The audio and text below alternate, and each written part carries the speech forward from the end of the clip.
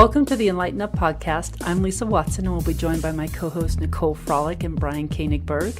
The NICOLE podcast is a weekly show that provides an unconventional and refreshing spin on spirituality, where three friends and weekly guests share informative, fun, and usually off-the-wall conversations. Unlike others, we provide fringe and skeptical viewpoints on all topics, because our experience has taught us that the echo chamber is a boring place from which to learn.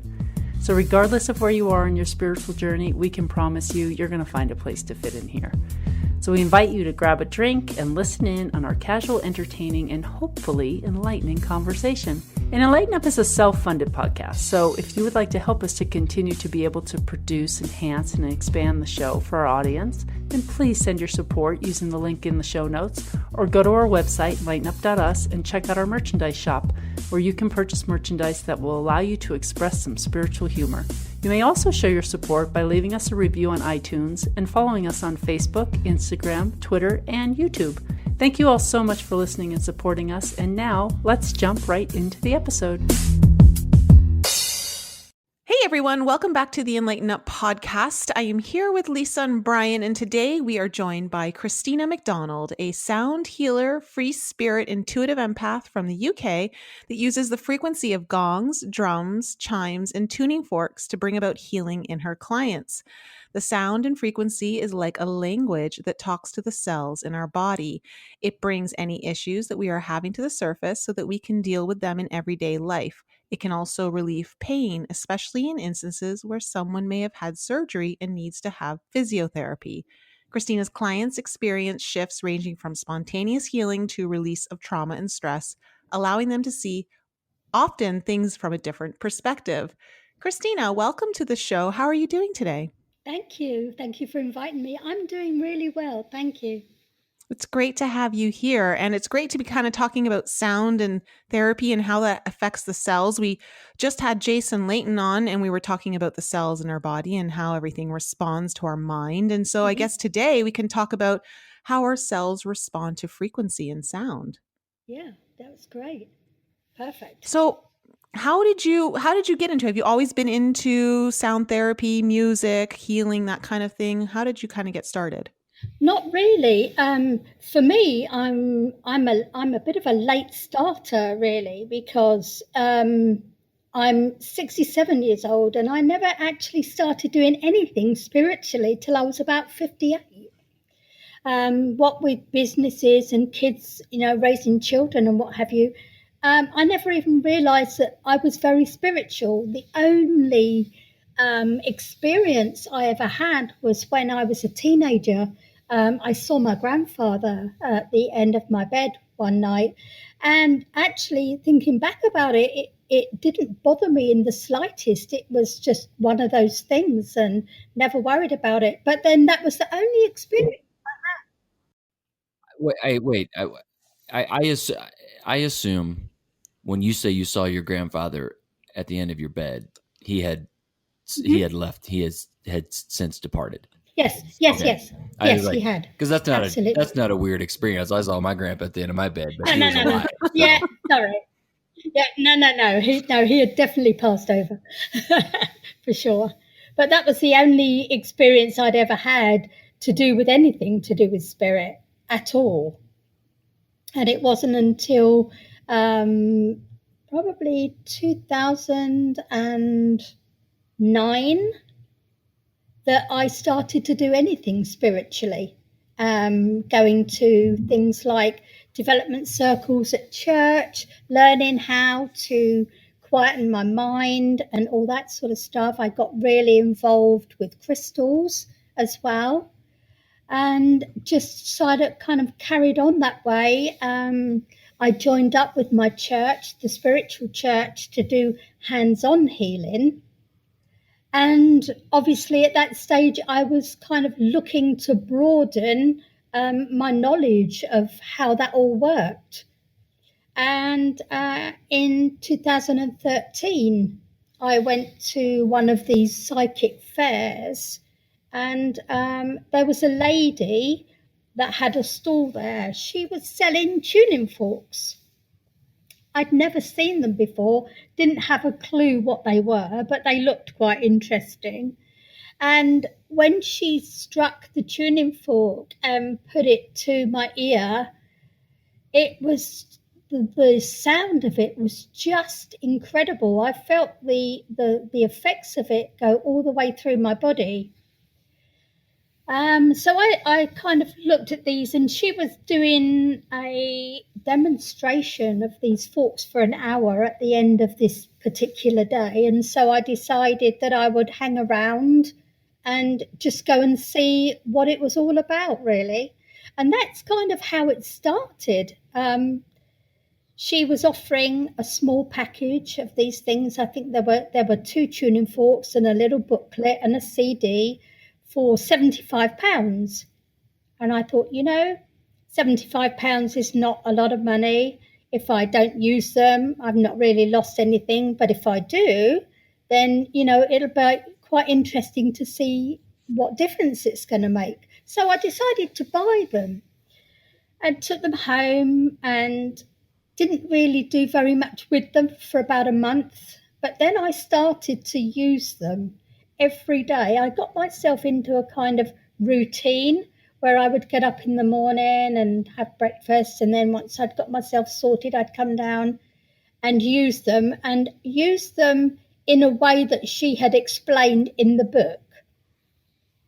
And after about a month, I could feel that the whole inside of my body, it's almost like it'd been steam cleaned, because everything felt so much lighter.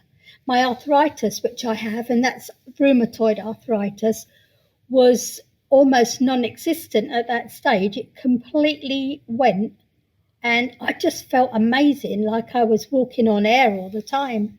And I just continued with it, and then decided that, well, I'm going to actually take the practitioner course, because there is definitely something in it.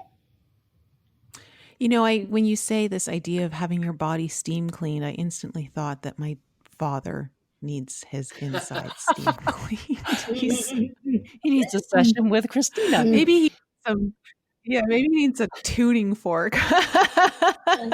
Yeah. Maybe. Sorry. No, I was going to say I've been exploring all these different kinds of therapies since I was 20. And I remember my tarot reader, she also did tuning, and she's like, "Oh, well, before I'm reading you, we're going to tune your energy, because it's all like it's not good right now." And I'm like, "Oh, okay." So she had a bed there, and I just remember when she was doing the tuning around me, my whole body felt like it was energetically expanding. My head felt almost like a headache, but not in a bad way, just this movement coming out of it. So I know that the tuning forks definitely affect our body physically, because I felt it. Yeah, it certainly does. Even just sitting there for a few minutes, listening to them, putting them to your ear, can actually get rid of that kind of monkey mind, which will help you to kind of step back out of a situation and see it from a different perspective. Yeah, it's almost very transporting. Like I feel like my mind's gone completely somewhere else that it's not used to being. Oh, absolutely. Yeah, it puts you into an altered state. No doubt about it. It puts you into a meditative state. I had a session. I was honored to have a session with Christina when I was in Kansas City last month. And absolutely, it was just, you go into a completely altered state. I got to sit like right in front of the chimes and the gong, and I love that little rattle thing, whatever it is that you do. It's like, it's got beads in it or something, and she rolls it. Yeah, the rain stick. That was really cool. Rain stick, yeah. Yeah, it's called a rain stick. Yeah, it's good because it kind of settles the body after you've had a treatment.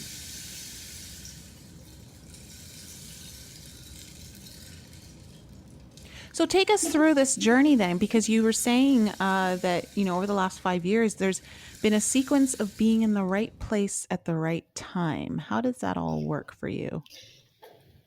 Well, I guess start from the beginning. In 2013, I started my tuning fork training, and my first case study that I had to do was a friend of mine who had been in a road traffic accident, and she had been run over by a car on a very busy road, and she was airlifted to hospital in London. And she had metal plates in both her shoulders, and was told that she really wouldn't have all the movement back in her arms again. And so when I got back, I didn't find out this until I actually got back from my training session I was there for 5 days.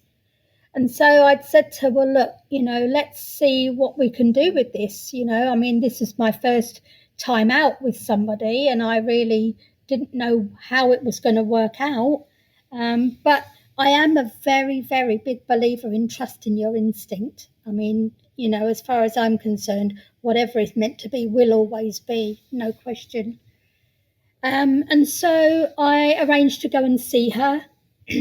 And that poor girl, when I looked at her face, she was so grey. She was in so much pain. It was unbelievable.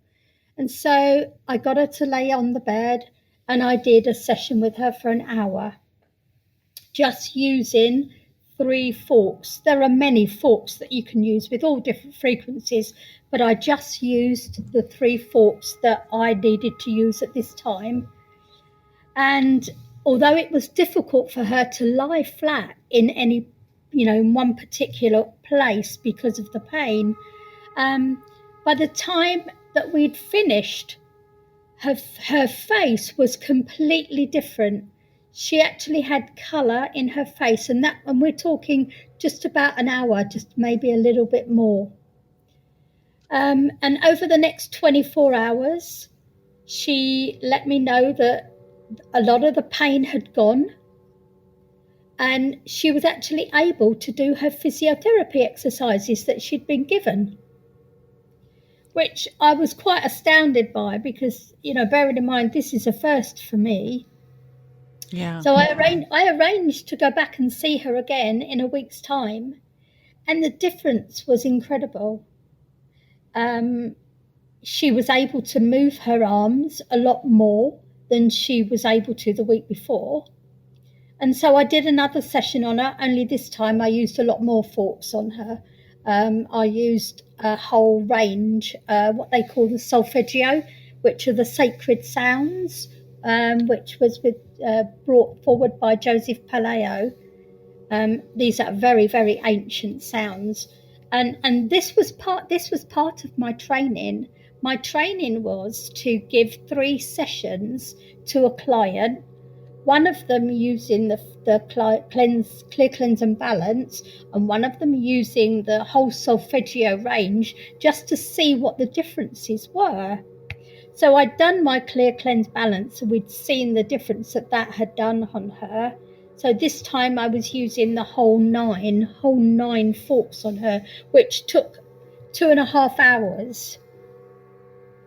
And again, her movement was so much better after that one session. And so she was able to lie there for that time whilst I used the rest of the forks on her. Now, bearing in mind, all the forks are different frequencies, and they're all kind of tuned to different parts of the body. They work on the chakra system as well. And so all the time I'm working on her, I'm clearing energy from the chakras, anything that she's holding on to. And, at the end of the period, again, she looked a lot better than she did when we first started. And during the course of that week, she was able to do an awful lot more. She had more mobility, let's put it that way. So Wow. that was it was, well, for me, that was incredible, because I was really starting to see something miraculous happening. I knew from my own experience with my arthritis that there were things going on. But of course, when you can't see something, it's extremely difficult to take it in. But that, I think, is where my trust comes in. Mm-hmm. Yeah, we have a tendency to The ego always doubt likes ourselves. to, cast doubt. No, that's not really happening. We can't see it, touch it, Yeah. or feel it. Yeah, absolutely. We're always looking for explanations, and sometimes there just isn't one, that you can see or touch or anything like that. So we just had to go with it. And I ended up by giving this young lady, I think she had 6 sessions, and within 12 weeks, she was actually back at work. Oh, good for her. And yes, she was very determined that this wasn't going to be the end of it for sure. And she was going to get better as she could be. But she had much more mobility than they ever thought was going to be possible. And through this, over time, have you been able to understand the physiological effects because of the sound frequency? I don't really get pulled into the whys, wheres, and hows, because I like to keep my mind out of it. I'm much more of a kind of intuitive person. I don't kind of read books, or there are a lot of people out there that know all about the parts of the body and how this works and how that works. And I try not to get pulled into that, because, I think it's horses for courses at the end of the day. And I get my guidance by my spirit connection. And when I say that, I mean that when I'm working on a client, I will see in my mind where I need to be and what I need to be doing. And I will also be shown what forks I need to use. Oh, So interesting. it's a lot like Reiki. It's like, or any type of energy work that we do intuitively, even light language, where you're just guided to know where to put your hands or what it is that you need to do. yeah, absolutely. And I would be working on a client, and then I would see in my mind like a number. So I might see 417. That would tell me that that's the fork I need to use, because there is a fork of 417. Is that a frequency? Or I would hear, yeah, it is 396. I would see that. They would show it to me in my mind, and I would just go and pick that up, and I would start to use that and work with it how I intuitively feel I needed to work.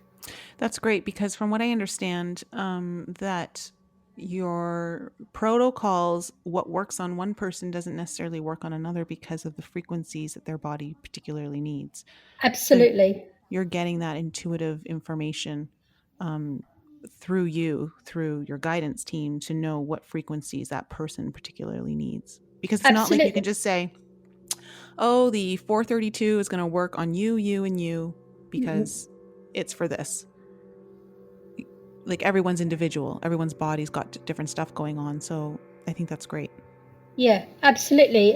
There is no script. There is absolutely, definitely no script for any one person. And whatever you do with one person will never, ever be the same twice running.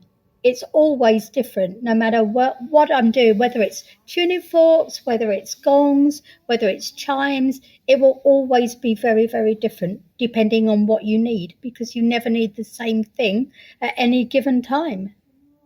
Mm-hmm. Yeah, because we're always in flux. Yeah, Everything's always absolutely. changing. Yeah, absolutely. Yeah. So then what happened after you worked on this woman and she went back to work? Yeah, I carried on with my case studies and got through more.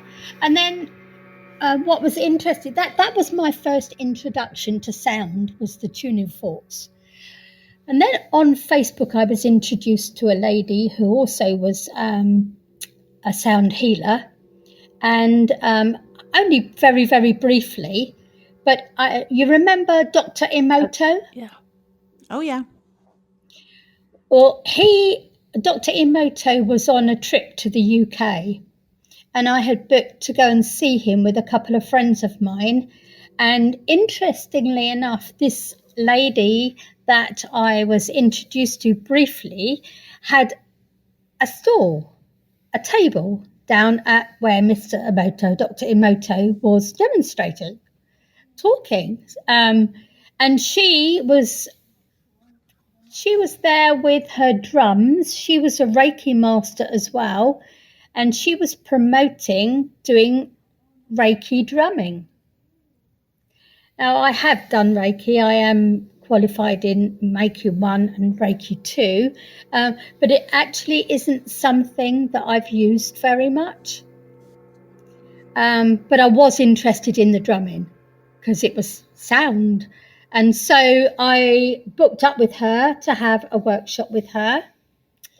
And then we got involved with her crystal bowls. She also had crystal bowls. And so we did a workshop with the crystal bowls. So we're seeing how the sound is coming into play by bringing me people that are actually involved with that.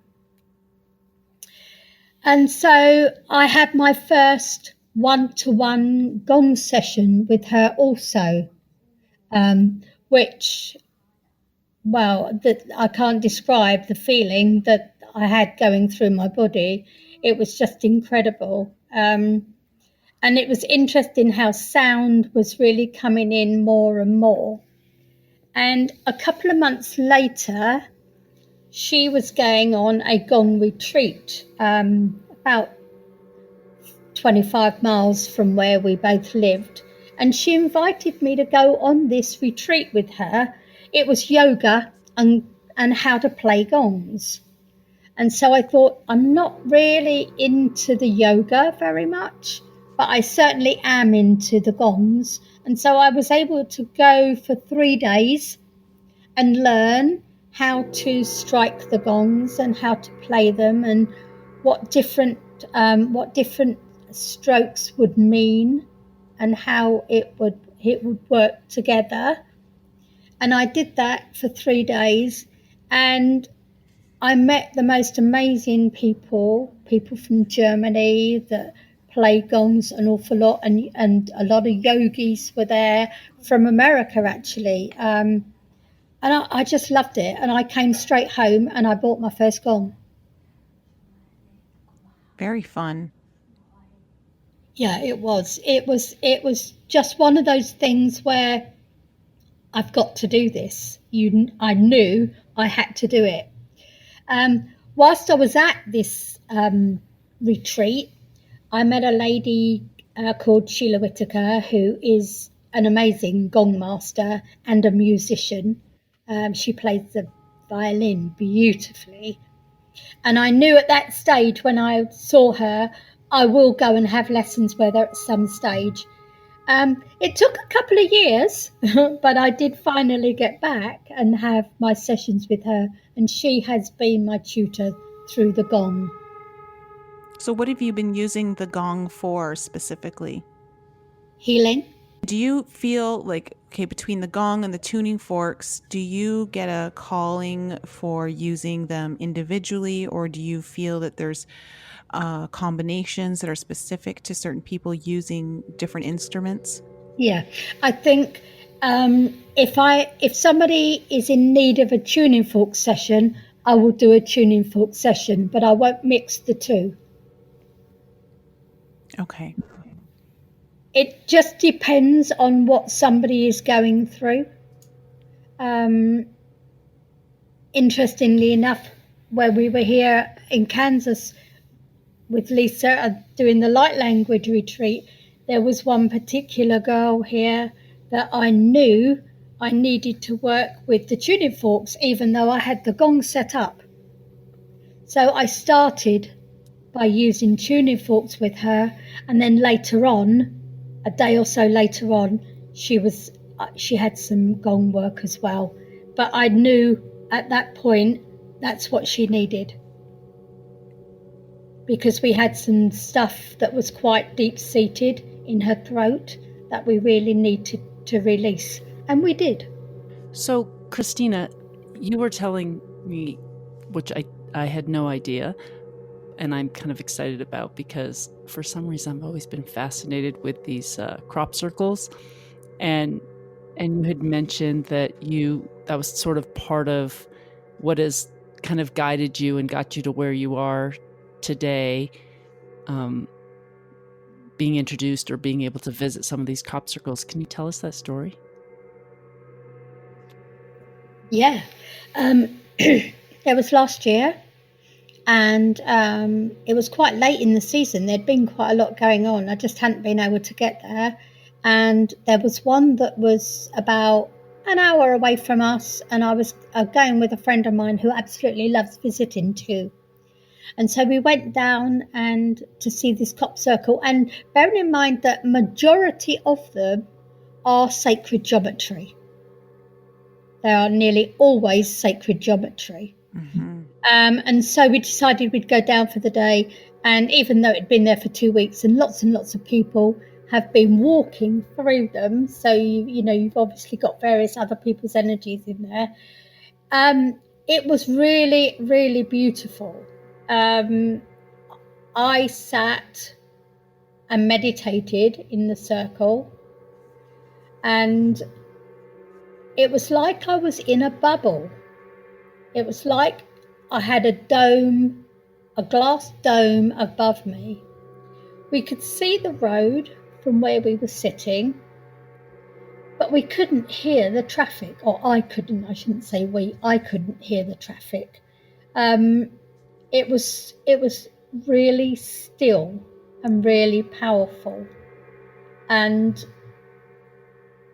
it just made my body really light. And I remember sort of being fascinated that I could see things around me, but I couldn't hear anything. There was no sound. And it's just a beautiful energy. It's really difficult to describe what it feels like, because it's almost like you're not there, but you are. How does it work with the crop circles? I mean, I know they just show up. Yeah, they do. They show up overnight. So they just show up, and then you get to go visit them? Do the people who own the crops where they show up end up plowing them down after a little bit, or how does that work? Normally, they show up in the farmer's field. If the farmer allows it, you are allowed to go in and visit. But a lot of the time, they don't, because it kind of ruins the crops. And so they harvest them out. So this particular day, this particular farmer was quite good in letting people go into the field, and they charge you a fee to go in, which is fair enough. Mm-hmm. So we were in this particular crop circle, and we'd left there and gone and had a cup of coffee, and the next thing I knew, that there was something come up on my phone that there was another crop circle not that far from where we were, brand new, and the picture of it was a door, which is something I've never ever seen before. And so my friend, who normally babysits her grandchildren, didn't have them the day after, and I was meant to be going out for the day on a business trip, and that got cancelled. So we decided that we were going to take a trip to this crop circle. Now, what was interesting about it is that it comes up on a website called Crop Circle Connector, and that will tell you anywhere that there are crop circles. And it normally tells you whether the farmer will allow you in to see it or not.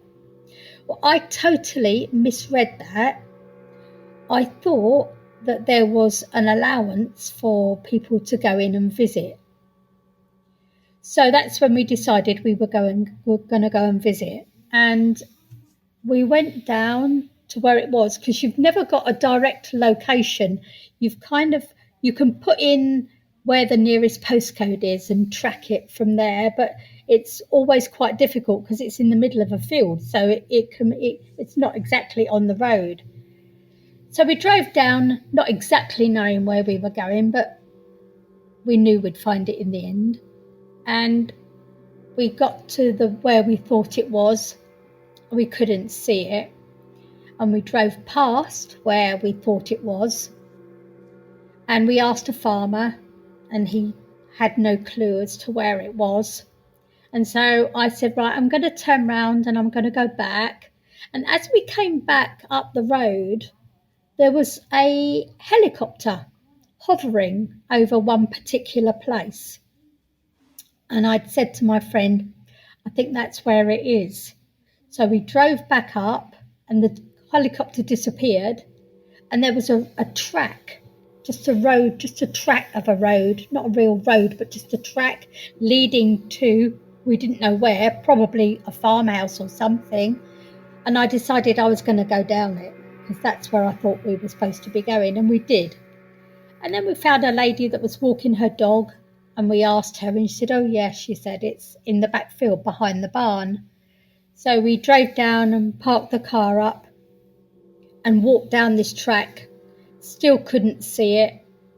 And then all of a sudden we saw what we thought was it looked like a scarecrow actually standing up in the field. And as we got closer, we noticed that there was one person just standing up at the right time for us to be able to see it. So we carried on walking, and the guy that was in the circle guided us into where the entrance was. And there was him and a couple of other girls, and they were French. They were over from France. But apparently he had met the farmer that morning, and the farmer had given him permission to be in the circle. And I still didn't know that we weren't allowed in there. So we went in with him, and him and his two friends decided they were going to leave. And so there was just myself and my friend in the crop circle. And I just got the words coming into my mind, welcome home, welcome home. And I had no clue what that was about, but I knew that because I'd walked into that door, things were going to change. I didn't know what was going to change, but things were going to change. When I got home that night and I looked on the crop circle connector, there was a notice to say that permission had not been granted into that crop circle, and I never saw it.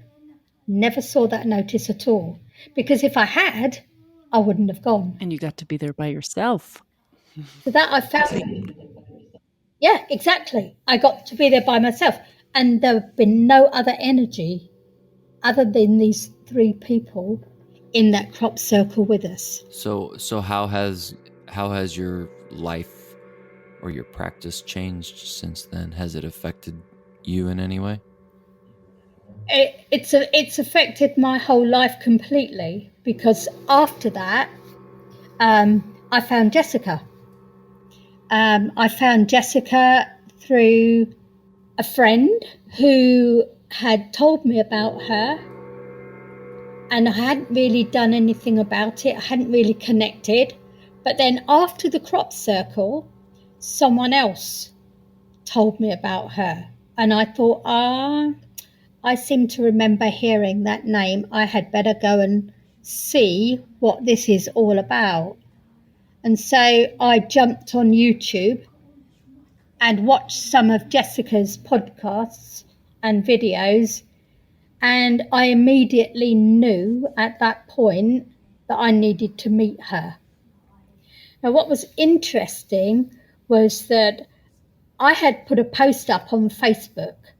I was having a great day and I'd put a really good post up on Facebook. And another friend of mine had texted me and said, "You're not moving, are you?" And I said, "No, I'm not moving. Why do you ask?" And she said, "Well," she said, "I know that you're on Jessica Alstrom's group." But she said, "And I've got another friend that's going out to Miami. I wondered if you were kind of going out there." And I said, "No, I don't. I'm not going out there at all." I said, "But what's all that about?" And so she told me about this friend of hers that was going out. And that's when I decided to really look into quantum revolution. When I spoke to my friend's friend and we chatted, I realised that I needed to go to Miami. So I arranged to meet Maria.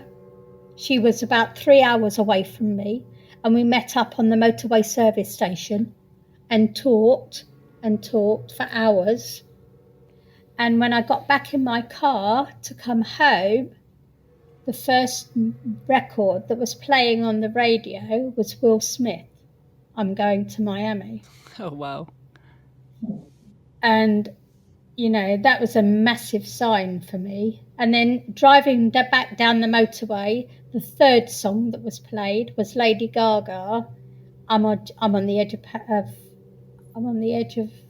what is it called? I'm on the edge of power. I think that's her song. You know like that, Brian, because you're a Lady Gaga fan. But I couldn't dismiss that. So I came straight back and I sent Jessica a message and wanted to talk to her about the mentorship, because everything that she said ticked every box of mine. And we chatted for 15 minutes and I took up the mentorship, but I then booked my tickets to go to Miami. So I had no clue of what I was getting into or what to expect. I just knew I had to be there. And so I did. I went. And I had the most amazing time, met the most fabulous people. And it just so happened to be that the group that I was sitting with, I very much connected with. And when I found out that Jess was going to Thailand, again, I knew I had to go. And so, and at this stage, because there were so many people in Miami, Jess and I really didn't have much time to talk to each other at all. So she didn't know me and I didn't know her, but I just knew I needed to go to Miami. So I booked my tickets and I arranged to spend the 2 weeks, 10 days, 12 days there. And one of the girls that I was with in Miami, I paired up with and we shared a room together. And that's when I took my tuning forks with me. This was in Thailand? It was in Thailand, yeah. So you went to the Quantum Revolution tour in Miami. Yep. And then you also, her next leg was Thailand and you followed her there as well. Yep. I did. And I just knew that I needed to take the chimes, the Solfeggio Chimes with me. And I took them. And we kind of managed to set them up. Oh, first of all, I took them down into the meditation room when I got there, because they had singing bowls and all sorts of sound instruments there too. And so they were also into the sound. And I thought, well, I'll take my pipes. I can put them down into the meditation room. If other people would like to play them, they're there for them, which I did. And what was interesting is the next day, Melanie, who was running Thailand, she did a meditation. She pulled it up off of YouTube, and it happened to be the 528 frequency of sound, which is the DNA repair frequency. And I had the pipe that corresponded with that there at the time. So I said to Mel, well, we've got the pipe here as well. And she said, well, if you wouldn't mind going around at the end of the meditation with the pipe over people, putting the sound from the pipe over people and giving them that extra little bit of healing, that would be great. And I did. It was wonderful. Really, really wonderful experience. So you're working with Jessica now. You said you signed up for her mentorship. So you did a mentorship with her. I did. And since then, you've been to all of her events, right? I know I met you in Las Vegas, and you're going to be in Kansas City this weekend, which is the weekend before we air this. But I am. But how that started though was that after I'd done the meditation in Thailand, Jessica asked me if I would play the pipes at the end of her workshops that she was doing in Thailand. So that was something that I'd never ever even considered, but I just took them for what I thought was one reason, and they ended up doing something entirely different. And then when I worked with Jess every night after the workshop. I did a sound session after she was doing the 7 steps of manifestation. And after each step of manifestation, I used the pipes. And we had one person at the end of that week really come out with his light language in a very big way. And we could see how the sound was shifting people during the course of that week. So when I got back from Thailand, Jess sent me a message and we chatted, and she asked me if I would join the tour and be the sound healer. And of course, everything else is history, really. It's just been a bit of a whirlwind, and I jumped straight in. But kind of up until that point, I didn't really put myself out there very much. I'm very quiet normally in the way I work. I'm not one to sort of put myself forward in any way, but I do find that now, if anything is offered to me, I always say yes, absolutely, let's do it. Well, that's a story that I think is very common in the sense of this can happen for a lot of people. It's just the difference with you is that you made a choice to do something without knowing what the outcome was, and the outcome turned out to be way better than what you had ever anticipated or were able to think of. And oftentimes, and I was talking to a client about this last night, where she was having difficulty making decisions, life decisions, because she was always like worried about things failing or not working out. And we often don't realize that we have to take a leap of faith and you may not even know what the outcome is or why you're even doing it. You just know you feel compelled to make a decision. And I mean, everything else doesn't make sense, how it's all laid out before you. But making that choice in a way is supporting that inner guidance that you have. It's supporting the desire of the inner child, the heart desire that you want to do something, you just don't know why. And when you finally make that decision, the universe starts to bring in more support for you because you've ultimately supported yourself.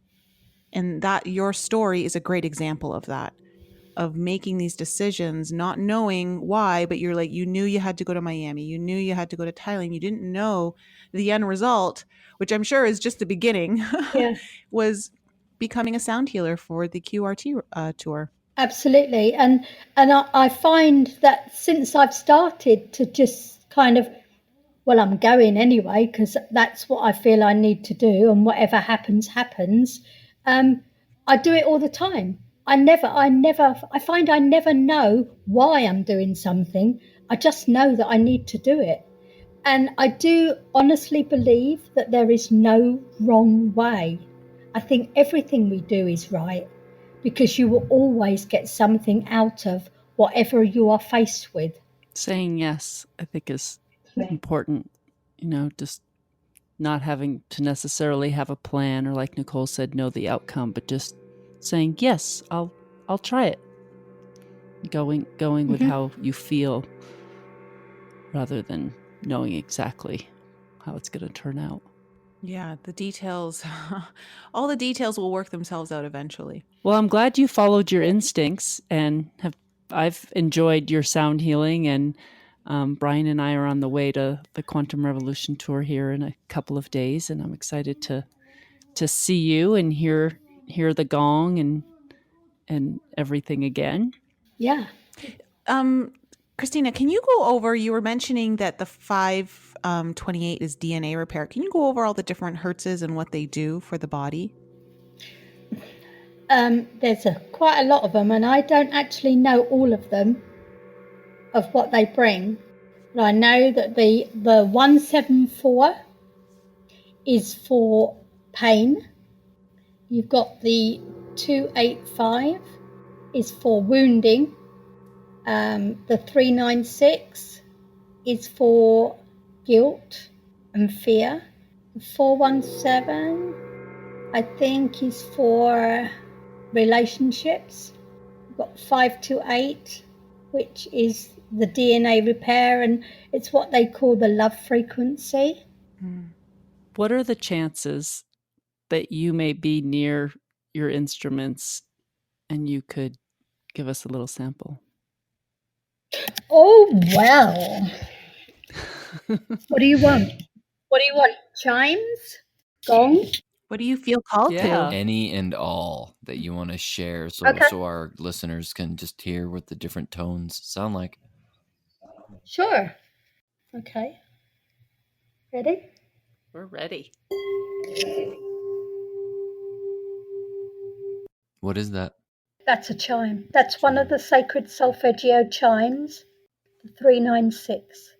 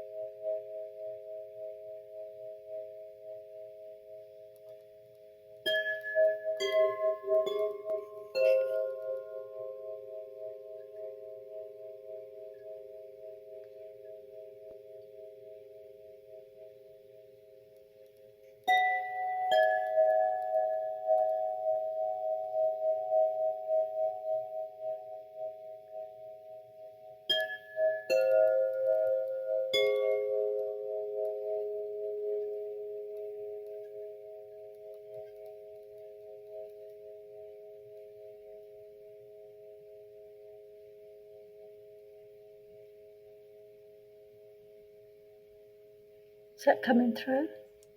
Beautifully. It's so relaxing. Okay. It makes me feel like I can sort of detach and just, I'm floating when I listen to it. Yeah, it does that to me too. And I always play these when I do a sound treatment. These are what I start with, always. So I will always start with the pipes, because they are that kind of angelic, trance-like sound. and then I play them for 5 minutes, and then I go into the gong. Would you like to hear some of the gong? Mm-hmm. Mm-hmm.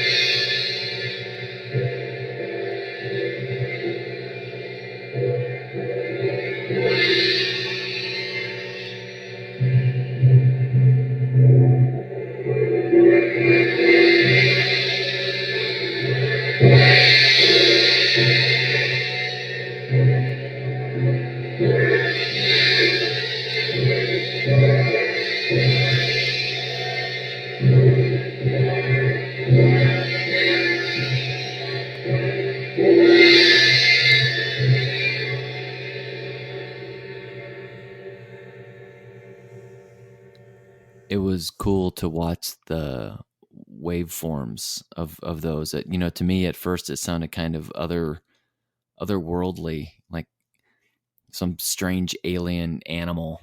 It sounded like a whale to me at first. Yeah, the first one is we call it friction mallet. So it's a rubber mallet rather than the soft mallet.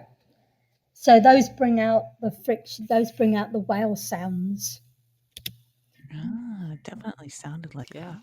But all different mallets do different things. And I just bought a new set of mallets last week, and they're producing the most amazing sounds. So we're going to have those at QRT at the end of this week. That gong I was playing for you is the small one that I used on the Light Language weekend, but we have got 2 big ones this time as well. So when you say it's a small one and a big one, how big are they? What's the diameter? My own one, yeah, the one I brought with me is 20 inches. That was the one I was just playing. Has a completely different sound and plays in a very different way because it's quite compact. The 2 we've got here that we've hired in are 32 inches. So they're much bigger, and they're a much deeper sound as well. but different size mallets and different weights, and wherever you strike them on the gong always produce a completely different sound. It's beautiful. Thank you so much for sharing that with us and sharing your story. Oh, my pleasure. Yeah, it's beautiful sounds. I've always loved the singing bowls. They're one of my favorite things to meditate to, because the sounds are just like, it just transports you. It's like a quick teleportation to somewhere else. But thank you so much for coming on the show, and good luck to you at the QRT. I think it's going to be a fantastic weekend, all of you. I'm going to be in Canada, so I won't be there, but wishing you all the success in your journey as you continue on forward. Thank you very much. Thank you for inviting me and letting me share my story. Well, thanks for coming on, and thank you to our audience once again for being with us. We will be back again with you guys all next week.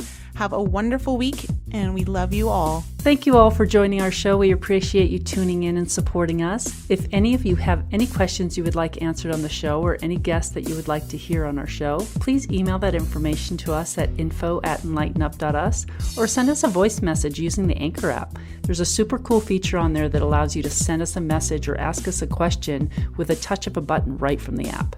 And please continue to support us by following us on Facebook, Instagram, Twitter, and YouTube.